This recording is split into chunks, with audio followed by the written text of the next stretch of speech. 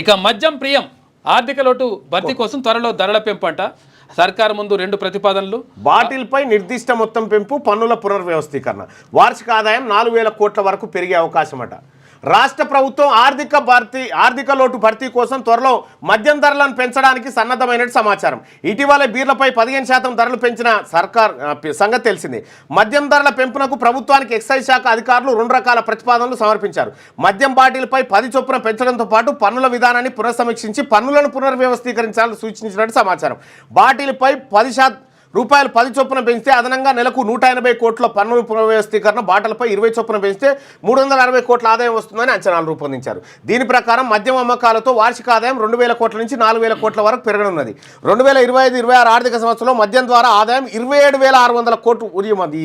ఈ తాగుబోతులు నడిపించినట్టే ఉందిగా 27,600 కోట్లు వస్తుందని బడ్జెట్లో అంచనా వేశారు. చీప్ లిక్కర్ మినహా ప్రీమియర్ బ్రాండ్ల మద్యం ధరలు పెంచాలని యోచిస్తున్నది సర్కారట.